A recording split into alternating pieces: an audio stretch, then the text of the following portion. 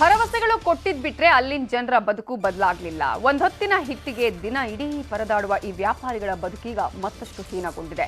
ಗಾಂಧಿ ಬಜಾರಿನ ವ್ಯಾಪಾರಿಗಳ ಸಂಕಷ್ಟ ಹೇಗಿದೆ ತೋರಿಸ್ತೀವಿ ನೋಡಿ. ಬಹುದಿನದಿಂದ ಗಾಂಧಿ ಬಜಾರಿನ ಮಾರ್ಕೆಟ್ ಅನ್ನ ಮಾಡಿಫೈ ಮಾಡುವ ನಿಟ್ಟಿನಲ್ಲಿ ಬಿಬಿಎಂಪಿ ಕೆಲಸ ಆರಂಭಿಸಿದೆ.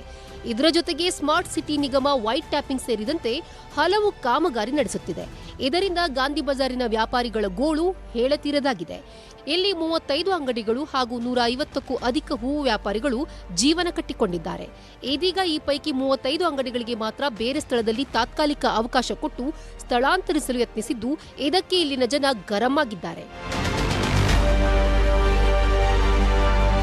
ಬಿಬಿಎಂಪಿ ಗಾಂಧಿ ಬಜಾರಿನ ವ್ಯಾಪಾರಿಗಳನ್ನ ಸ್ಥಳಾಂತರಿಸಿದ್ದು, ಬಸವನಗುಡಿ ಕೆಳಸೇತುವೆ ಮೇಲಿರುವ ಜಾಗದಲ್ಲಿ ಉದ್ದಕ್ಕೆ ಟೆಂಟ್ ಹಾಕಿ ಕೆಲಸ ಮುಗಿಯುವವರೆಗೆ ಇಲ್ಲಿ ವ್ಯಾಪಾರ ಮಾಡಿ ಅಂತ ಹೇಳಿದೆ. ಆದರೆ ನಡುರಸ್ತೆಯಲ್ಲಿ ಟೆಂಟ್ ಹಾಕಿ ವ್ಯಾಪಾರ ಮಾಡಿ ಅಂದ್ರೆ ಹೇಗೆ ಸರ್ ಅಂತ ವ್ಯಾಪಾರಿಗಳು ಅಸಮಾಧಾನ ಹೊರಹಾಕಿದ್ದಾರೆ. ಇವಾಗ ಮಾರ್ಕೆಟು ಕಟ್ಟಿಕೊಟ್ಟಿಲ್ಲ, ಯಾವ್ದನ್ನೂ ಇಲ್ಲ. ಅಲ್ಲೆಲ್ಲ ಶೆಡ್ ಹಾಕವ್ರೆ, ಅಲ್ಲಿ ಒಂದು ನೀರು ವ್ಯವಸ್ಥೆ ಇಲ್ಲ, ಒಂದು ಬಾತ್ರೂಮ್ ವ್ಯವಸ್ಥೆ ಇಲ್ಲ. ಬಿಸಿಗೆ ಹೂವು ತಡೆಯಲ್ಲ, ಬೇಸಿಗೆ ಕಾಲ ಹೂವು ತಡೆಯಲ್ಲ.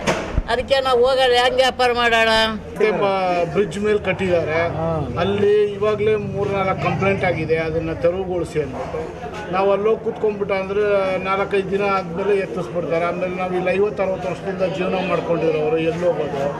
ಈ ಬಗ್ಗೆ ಮಾತನಾಡಿರುವ ಸ್ಥಳೀಯ ಶಾಸಕ ಉದಯ್ ಗರುಡಾಚಾರ್, ವ್ಯಾಪಾರಿಗಳಿಗೆ ಯಾವುದೇ ತೊಂದರೆ ಆಗದಂತೆ ಕ್ರಮ ಕೈಗೊಳ್ಳುತ್ತೇವೆ ಎಂದಿದ್ದಾರೆ.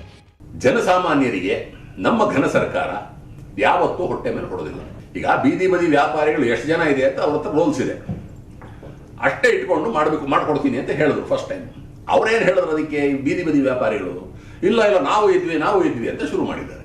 ಸೊ ಆ ದೃಷ್ಟಿಯಿಂದ ಅದನ್ನು ಮಾಡಿಲ್ವೇ ಹೊರತು ಬಿಬಿಎಂಪಿಗೆ ಯಾವ ವಿಧವಾದ ಒಂದು ಅಭ್ಯಂತರವೂ ಇಲ್ಲ.